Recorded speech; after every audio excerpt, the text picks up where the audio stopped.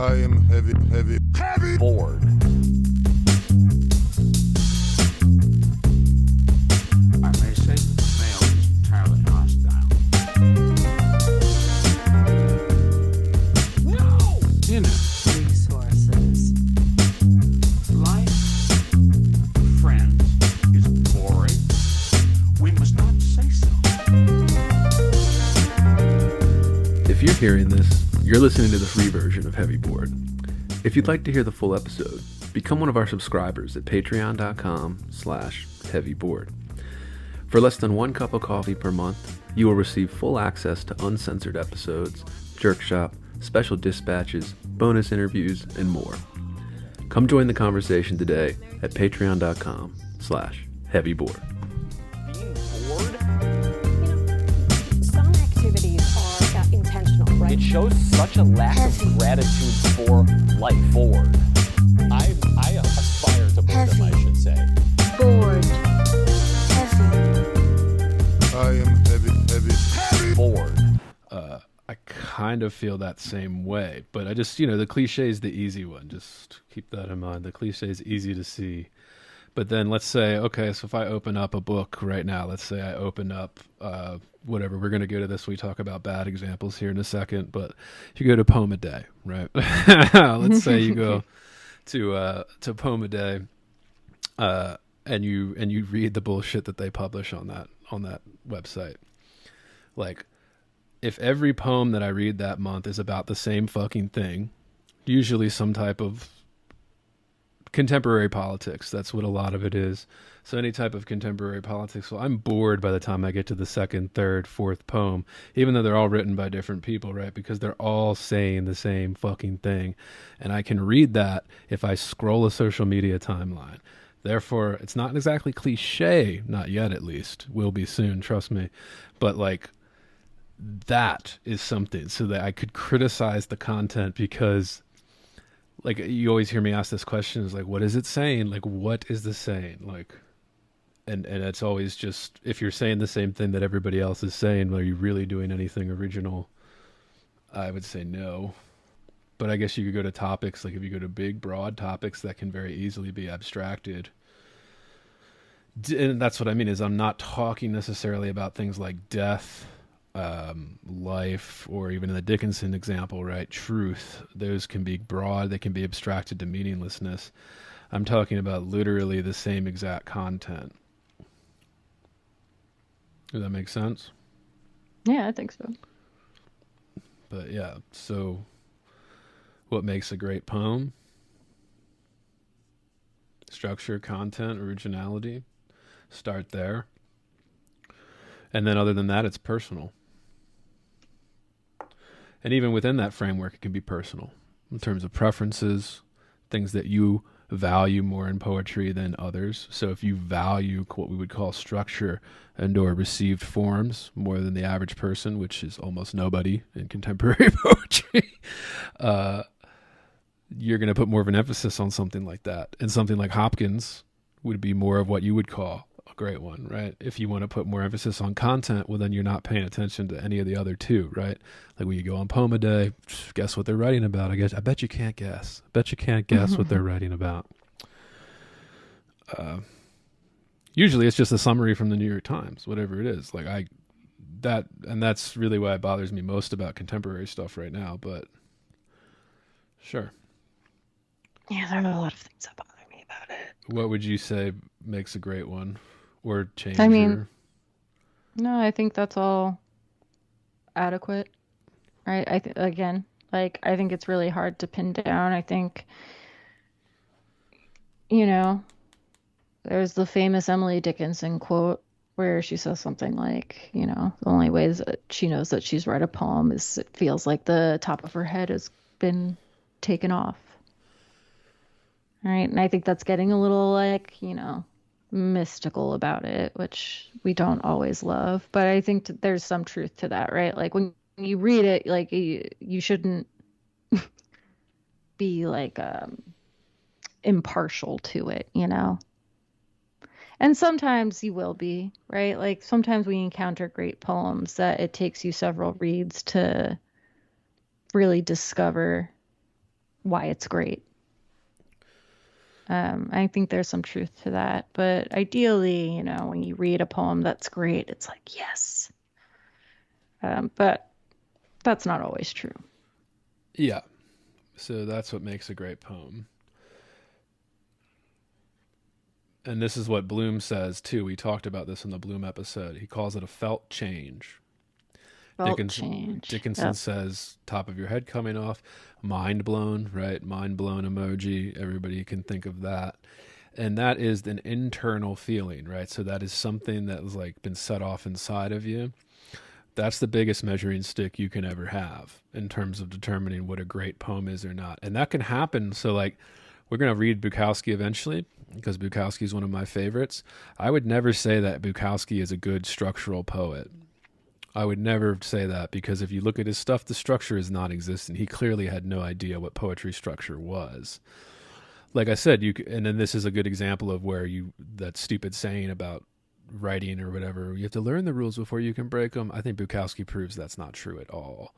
He clearly didn't know any of the rules and he just fucked around and found out. And a lot of it's garbage. The great ones are fucking great. Okay. Like, Yeah. even though they fail the structural type of aspect, and that's me personally doing that. Other people could argue with that. So when you feel what makes a poem a great poem, well, if it gives you that kind of felt change, the top of your head coming off, mind blow, whatever it is, and not every great poem has to do that, but usually the great ones hit somewhere inside of you, that internal feeling that you feel. And that can vary to degrees, right? That could be a little bit, it can touch you a little bit, it can touch you a lot. So all of that matters in terms of how you say this poem is great or not, right? So when we read Bloom, you can go back and listen to that, listeners, if you're curious.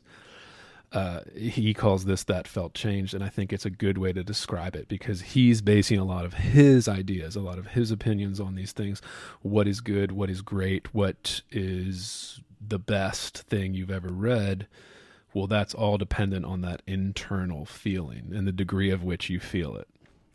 And that's different for everybody. So that's what makes this a little bit complicated. So a little bit, you're just going to hear what makes a great poem to me and what makes a great poem to Sophie, right? Those are what you just heard us talk about. Not necessarily a great poem to you, although there is, and again, this is where it gets blurry, there is some objectivity involved in assessing something like that. Yeah, and I would say we end up liking a lot of the same poems and hating a lot of the same poems, regardless of the fact that we tend to be drawn to pretty different things most of the time. Yeah, well, that's just because we like click with all that stuff. We just have similar tastes. So we tend to overlap with our tastes. But you'll even hear us if you listen to our catalog. And if you're listening to this, you're a subscriber and probably have. There are points of difference. So there's difference in that as well, even though we overlap more than we differ, Sophie and I, in our taste or what we would call our own felt changes that allow us to call a poem great or not. But I think we hit that pretty good. I mean, that's like an hour on great. And I'll clean that up in editing. But it's like the next couple of questions, this one, they start to get into kind of the writing aspect. So that's more of a reading aspect, what Sophie and I just talked about in terms of how you use a certain criteria to assess a poem. And then, you know, what would you say makes a great poem type thing? What is that? Just pulled up Poem a Day. So I'd copy and paste the author photo. Jacob Griffin Hall. Thank you, Jacob Griffin Hall, for contributing your author photo to our podcast. Oh, do you want to hit what, well, let's fucking chat. Yeah. Thought I'd just share the Poem a Day with you. We love Poem a Day I don't. from poets.org. Yeah, no, we hate it. It's awful. Yeah, it's terrible. But thank you again, Jacob Griffin Hall. We appreciate you. This is the one they published today, Yeah, this is from today. 29th of September, listeners. Did you want to talk about this one, or did you want to hit the next questions? Oh, let's just hit the next questions. All right, so the next ones, as I was switching off here, those first two questions were kind of about how to assess the criteria and then how to call a poem great or how we would feel comfortable doing that. As a reader, these next ones get into a little bit more writing, although I'm going to lead into that because we have one that's specifically about our own writing, and there's one that's could be used for writing our own stuff and or assessing as a reader kind of what you like, what you don't like. They wrote in, how do you know when a line of poetry is working or not? What considerations are used? How do we answer that? Oh God, so much. I mean, first, is it fucking boring? Like, that's like one of the first questions I feel like I ask myself when I like the first line of a poem, right? Oh God, it's fucking boring. Does this suck? Um, so I think a lot about what a first line of a poem is going to be, probably more than is like healthy. Um, so that's one of my first questions. Is it fucking boring? Could this be said in a more exciting way? Alternatively, is this too fucking convoluted? Is this overwrought? Is this trying too hard to like, are you writing? So much like a form can help you, right? By painting you into a box, it can also sort of fuck you up, right? Like if you are writing a poem that doesn't need to be in a form and you are trying too hard to write to the end rhyme, it might not be working. I don't do a lot of highly formal stuff, but I would say, is the rhythm working? If I'm revising, the rhythm often the way it sounds is often a big guide for me. I would say line to line. That's one of the biggest. Does it make sense when I walk away from this and come back to this, 24 hours later, a week later, a month later, a year later? Does it still make sense to me out loud? As in, do I know what the fuck I was saying? Because if I don't know what I was saying, a reader isn't going to either. Those are the big questions for me. Is my structure sort of repetitive? Do I want it to be? Does it need to be pared down? Right? Could this be more concise? Yeah. Before we get into the kind of composing your own work, if I were to answer this from a reading perspective, and I mean, it overlaps, right? It does overlap. So it's not like I only do this when I'm reading poetry, not when I'm writing. That's not true, right? It overlaps. Questions that I would say would be useful to somebody who's asking me this to learn. How do you know when a line of poetry is working or not? What considerations are used? What do I think about? First thing, what does it add? Yep. What does it add to the poem? Vonnegut has a great saying where it says, every sentence, every line, every fucking word in your work of fiction, this goes for poetry too. Well, in fiction, he was talking about fiction specifically, but every word, every line should do one of two things, right? Progress the plot or reveal character. That is a good rule of thumb for a lot of this. So do you have a little fancy superfluous sentence in there? Or does the writer, if you're reading something, just have a fancy little superfluous sentence that maybe sounds great but doesn't do any of those things? So reveal plot, or reveal character.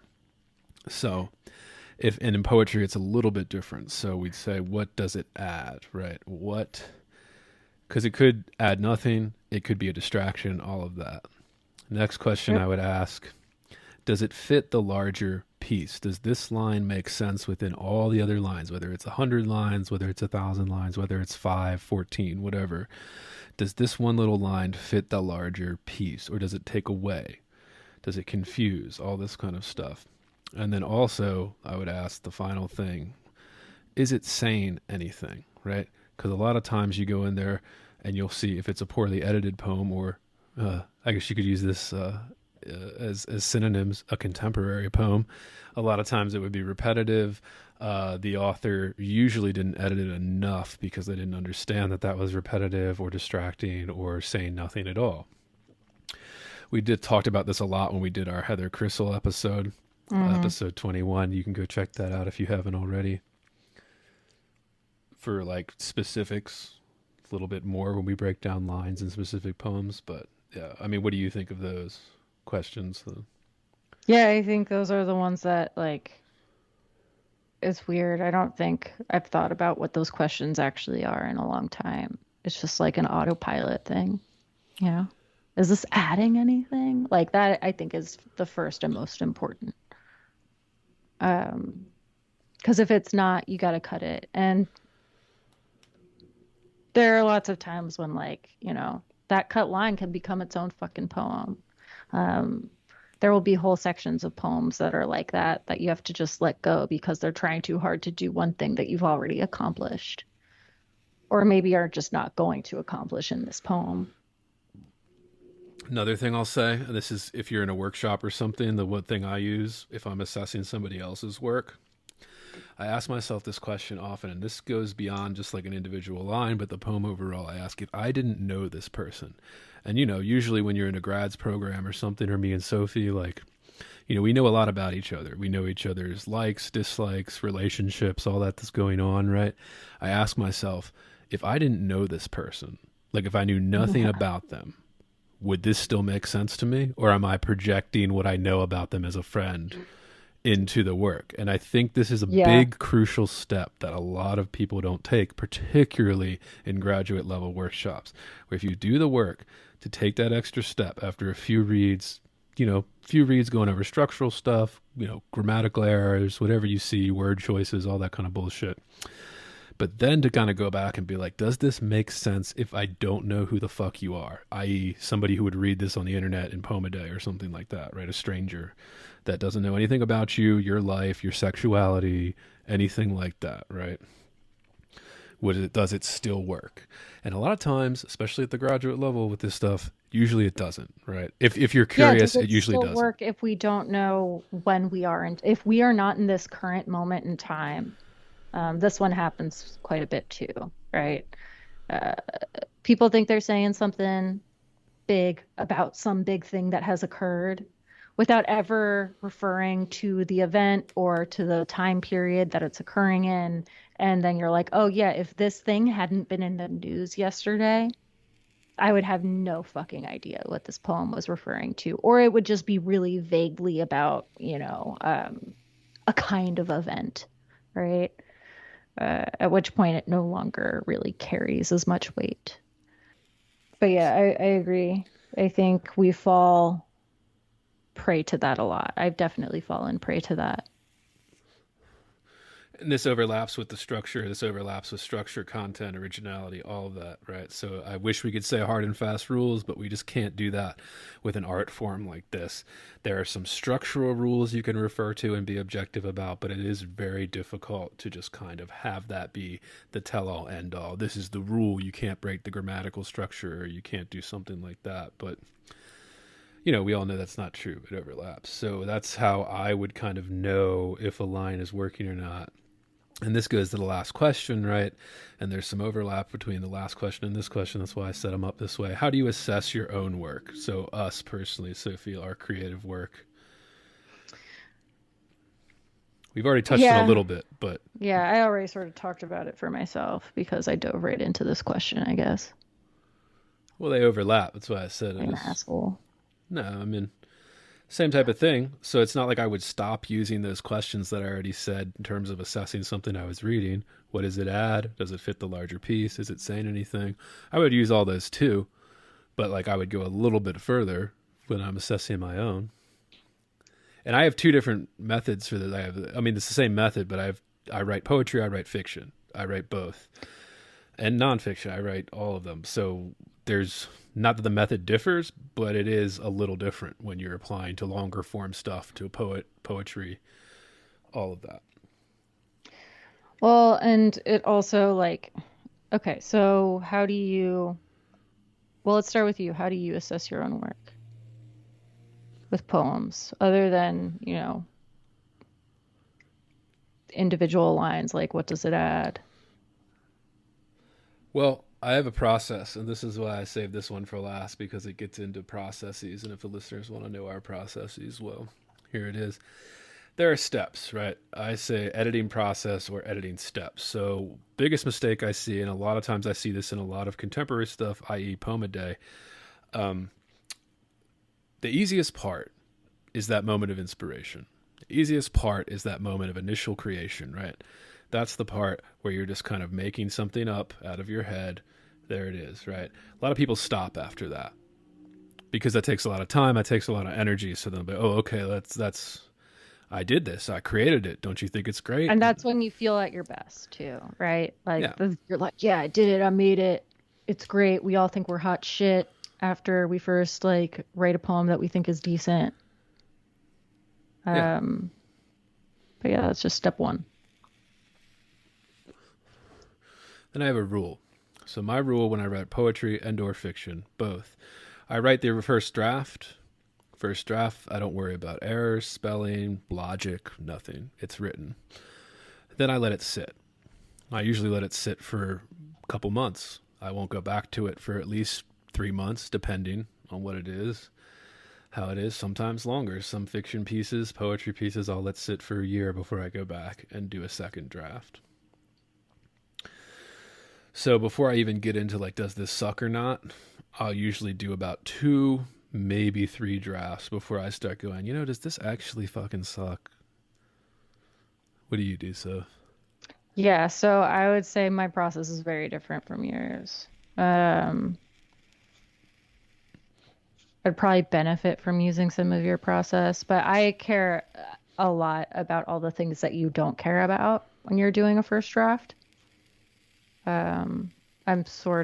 I get really hung up on grammar.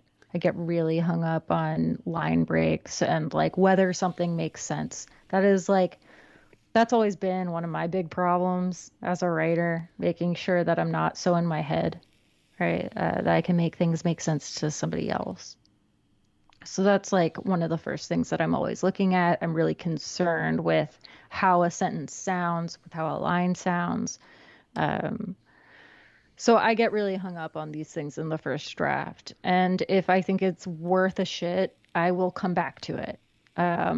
Depending on, what's going on in my world, I might come back to it as early as like that evening to give it another read.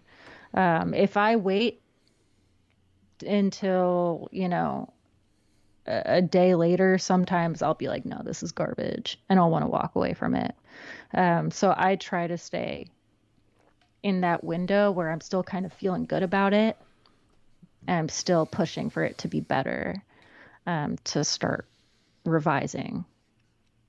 Yeah, and revision is the real work. Like, revision is the real work of writing. The rewriting. That's the hard work. So, to create that distance, that's why I wait usually a few weeks, usually months, maybe a year. I've known a lot of writers that do this stuff. Space, distance, time allows you to be more objective with your own writing. The biggest problem is that you're too close to it, so you don't see the flaws, or you don't see what is missing, what isn't working, what's corny, cliche, repeated. Because you're so close to it, you're overlooking these things. Think about it this way. This is a cliche too, I know, right? Writers will put it in a drawer for a few weeks, right? When you finish a draft, don't just send it out right away. And I mean even a polished draft, right? So if you're on draft 4, 5, 6, 7, right, whatever it is you need to do to get that particular piece in shape, sit it down and take a couple weeks. I know Stephen King he has a rule 6 weeks when he finishes a novel draft.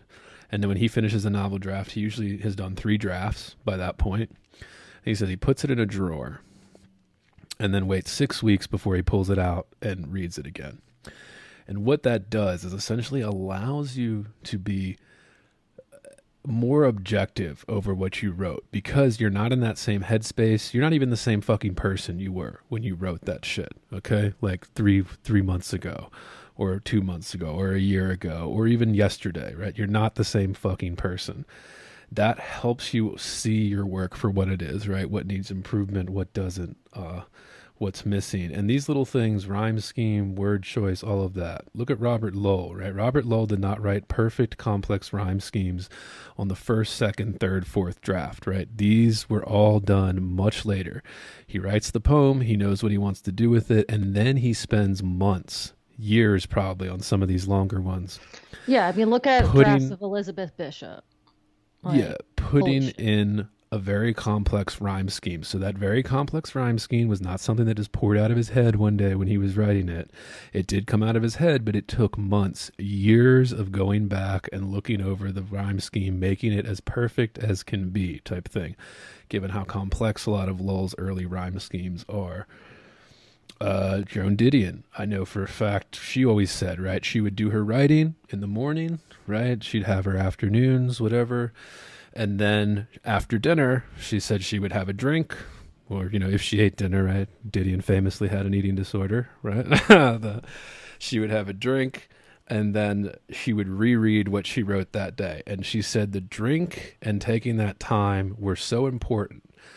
Why were they important? Well, because her, a few hours later, having a drink, she's not the same person she was when she wrote that a few hours earlier without, you know, alcohol in the system or whatever. Some people do that. I don't recommend using alcohol, although a lot of writers think they need to be alcoholics to be writers, but that's not true. But if it helps you to separate yourself from whatever amount of work you put in and feel really good about on the piece earlier that day, then, you know, go ahead and do it. And these are all little personal things. Like, you have to find what works best for you. My biggest thing, what I normally find, is most people don't want to do the work. Most people don't want to do the work it takes to write something to completion. They want to do the first part, the fun part, the creating it out of thin air. That's a lot of fun. It's a lot harder to edit it down, make it perfect, all that kind of stuff. What were you saying? Bishop's another one they use in writing classes to show editing. Yeah. I mean, you'll see, like, you know, famously, it's a villanelle. She has a famous villanelle called One Art. You can just go look up the drafts of this poem. Right? It's been archived. It's pretty wild. Yeah, it's pretty wild. Like, you can see, like, oh, okay, that's not, like, there's nothing sexy about her first draft. Like, there really isn't. National Gallery in DC, last time I was home and I went to it with my wife, there was a great exhibit on handwriting called The Art of Handwriting at the time. And they were talking about the art of handwriting, but a lot of it was just famous writers, famous artists. Like, there was a couple letters from Jackson Pollock and stuff that, like, they had under the museum glass you could go read and look at and shit like that. And they all say the same thing, no matter what art form you're doing. I mean, they talk about the same fucking things, like this kind of editing, reworking, redoing it. Like, it's, you have to do your own thing, but there's no getting around that. Like, you're not going to shit out a perfect first draft. Yeah. I rarely shit out a first poem that's a whole poem. Yeah. I mean, like, I don't know if you shit gold, but, like, maybe you do. It's probably not perfect yet. No, but that's usually rare if it were to come out all in one go. That would be pretty rare. Yeah. But not impossible if you're somebody that does it daily.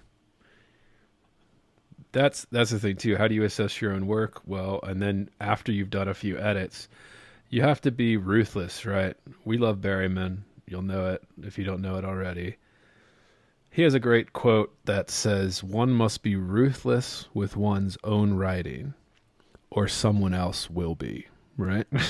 Yeah. Someone will be fucking... And this actually is the benefit of workshops. So if you have somebody in your workshop that hates you, like just hates your guts, right? And I know you all have somebody in your workshop that has that, fits that criteria at least.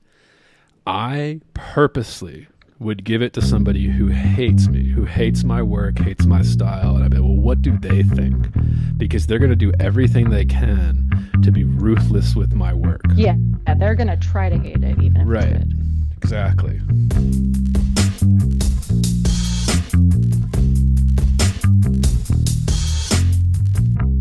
Heavy. Bored. Heavy. I am heavy, heavy, heavy. Bored.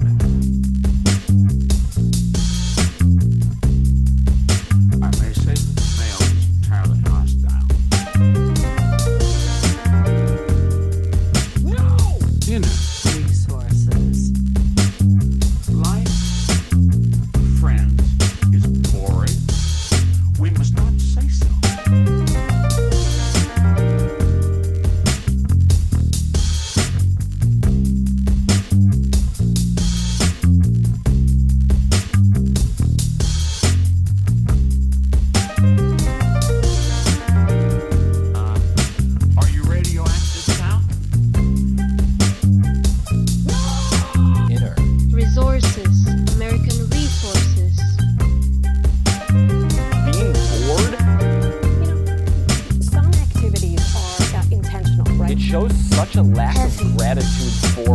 life forward. I aspire to boredom, I should say. bored, heavy, I am heavy. Bored. Has you the night sweats and the day sweats, pal? Pal, I do.